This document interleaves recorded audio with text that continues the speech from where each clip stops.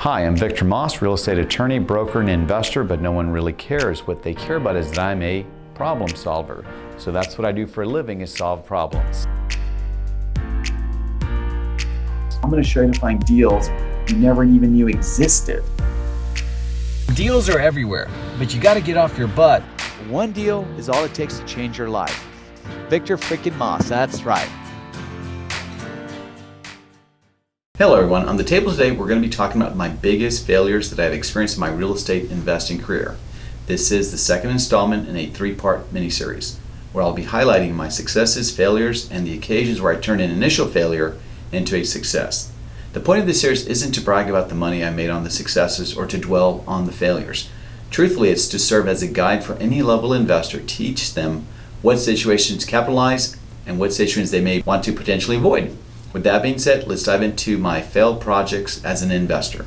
So many years ago, when I first got started in real estate investing, I got into buying, rehabbing, and flipping properties. And I got really good at it fairly quickly, and boy did I make some mistakes. But this one particular project really affected me, and forever it's affected how I am as an investor. I was getting really good at investing, what I call Walmart, Target type homes, basically what the middle class can afford. But I got big-headed, and I found this project in a very nice gated community, and boy did it need everything. And I thought I'd negotiated a good price for the acquisition. I thought I'd estimated the rehab, but what I discovered is the higher price you go, the pickier the buyers get. They really start coming down on everything. And there's reasons why sometimes people are richer than others, because they're very tight with their money and the way they go about it.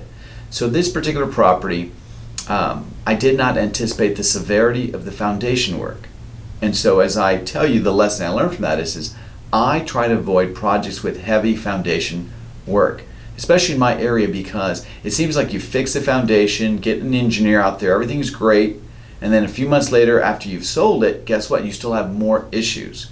Another issue with foundation work is sometimes you have to deal with the FHA and VA inspectors. They really want to make sure it's all done right. I mean, they come down on you hard. And so in this particular project, it seemed like I just had to keep spending, and it was like an acre of land, and we had to clear out a lot of the backyard and the front yard, and you know, I painted it a certain color. It just didn't look good. The HOA came down on me. It was just one big thing after another. It just wouldn't stop. And so I've learned from this lesson that if you're going to do a rehab, from my opinion, you want to do something that's what I call, cosmetic. Yes, you can do replacement of windows, roof, AC, electrical, plumbing, all that stuff, but don't bite off more than you can chew, because then it becomes your job. That's the lesson I really took from this one particular project. It became my full-time job for months and months and months. And we're in the business of making money, not having a job where we're not making any money. Truth be told, by the time that project was done, months and months later, I want to say 7-8 months later, I think I barely, made $1,000 on it. I just wanted that project done. It occupied so much of my time for like more than half a year. And so that's one of my biggest failures. And I had to learn the hard way, but that's okay. I believe in the old adage, fail forward, learn from it. And since then, I do mostly a lot of acquisitions. I clean them all out, prehab or hotel them, whatever you want to call it, and then I wholesale them, and I make more money from that than most of my rehabs. It's crazy, and I spend like 1/10 of the time. We recently did a wholesale, I think I mentioned this in one of the last videos, where we just wholesaled it and made $70,000.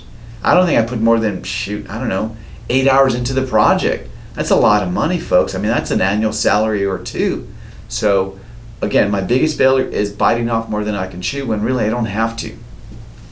That property, by the way, I got through a pre-foreclosure, and it involved a lot of capital. And then that means you're tying up your money in one project instead of doing 3, 4, 5 projects at the same time, making way more money. So there it is. That's it. Hopefully you guys can enjoy that silly story. So a long time ago, I would do joint venture partnerships with folks on rehabs. And I got to tell you, it was one of the biggest failures of my career. And here's why. When I do something, I really go all in, whether it's working out, running. I did last night 5 miles. I'm like really excited by that. But I mentioned that because I go all in. So when I'm doing a rehab with a partner, I want them to help me with the project, so we divide and conquer. Unfortunately, one of the biggest failures is I could never get people to really go all in on a rehab. So here I am putting up all the money, here I am lining up all the trades, and I really just want them there at the project working with the trades so we make sure things get done. But then all of a sudden, squirrel, they get distracted. Squirrel, they really aren't wanting to do the project. They think doing this business means that they don't have to work.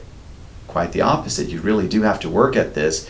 And so a few years ago, probably about 10 years ago, I stopped joint venturing on rehabs. It doesn't mean I don't want to do a partnership with somebody, but it couldn't be any more in rehabs. I was starting to hate working with people in that format.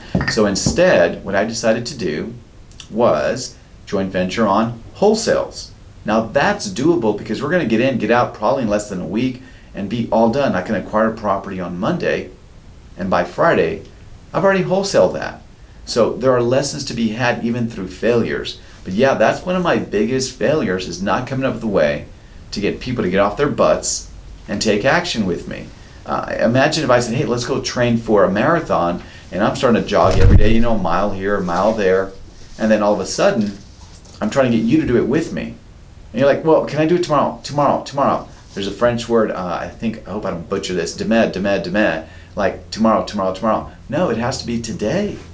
The things you do today will affect what you do tomorrow. Heck, just us recording this podcast right now, it's not for today, it's for like next week. We're going to edit this and we're going to plan for this, and we're planting a seed in your mind to take action with us. So that was one of my biggest failures, is not getting people to take the kind of action I do.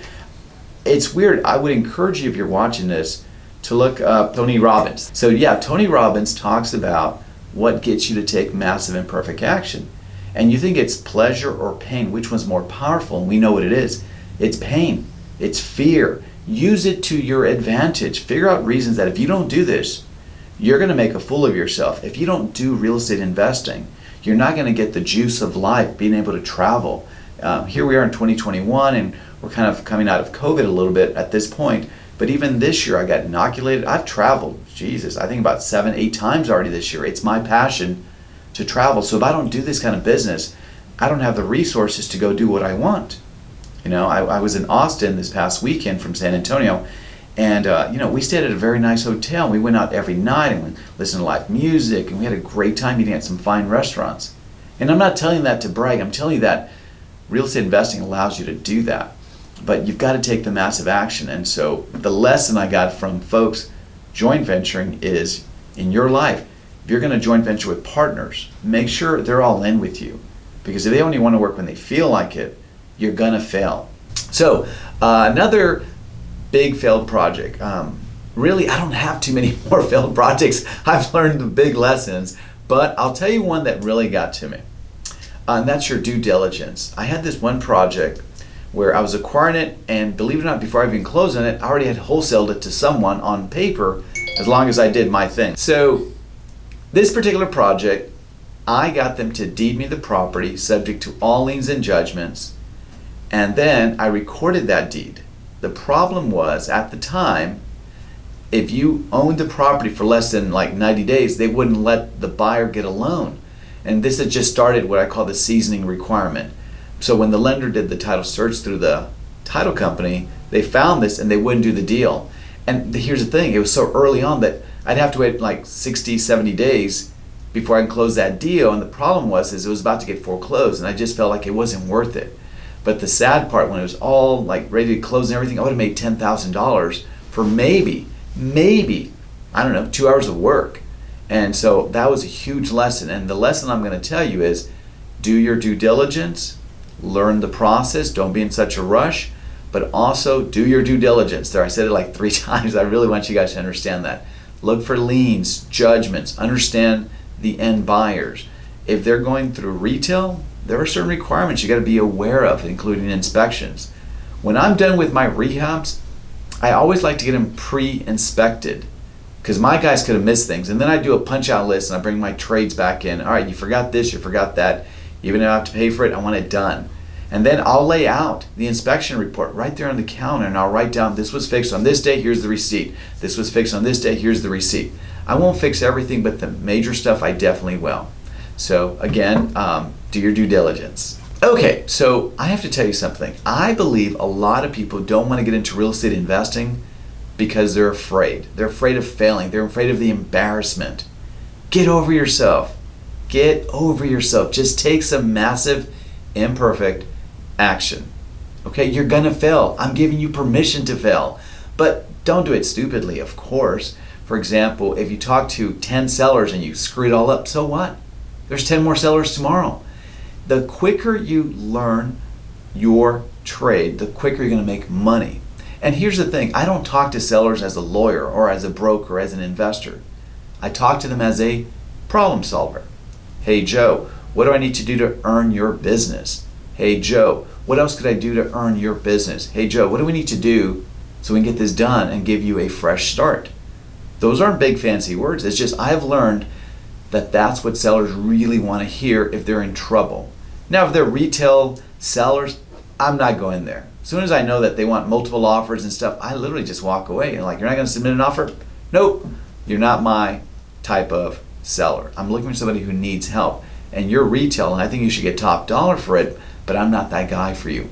If things change, let me know. I'll gladly help you, but I go after people in distress, not retail sellers. Anyway, so let me tell you something. I have failed more times than I care to admit in this business. Yes, I get a lot of deals because I failed forward, and it's okay. You're not going to get all the deals. Think about it like this. You go fishing, you're on a lake, on a boat, and you cast out 100 times. If you get 2 or 3 big fish, you get to feed your family. And that's it. You're going to fail most of the time, and that's okay. But Victor, my time is so valuable to me. Yes, it is. So go get a job or become a business owner.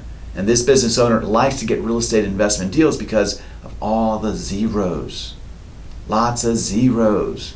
The last rehab I did, here we are in July, the last one I did in June, I cleared 150. And I'm not saying that to brag, I'm telling you, I'm not afraid to fail. And if something comes up, deal with it. You're not an investor, you are a problem solver. And so if you're not a good problem solver, you're afraid of that, this may not be for you, and I'm being very honest. But the problems that we face in this business, they're easy. There's like real problems, and then there's these problems, and these problems are easy compared to real problems. You know, someone's dying from a disease, you know, someone's got in a car wreck, someone's going through a nasty divorce. I mean, those are real problems. This of like, okay, I got to replace the HVAC, or the roof needs to be replaced, or man, the foundation's a little off, or something. These are easy problems. So get over yourself and just take massive, imperfect action. As always, thank you for watching. For more real estate investment and legal real estate content, please subscribe to our channel. Please follow me on social media, which you can find linked in the description below. Don't forget to visit thevictormaas.com, where you can register for coaching and my future events. To listen to the podcast, please search for The Victor Maas Real Estate Show, wherever you listen to podcasts. Also, link below. Until next time, this is Victor Maas, sign off. Take care.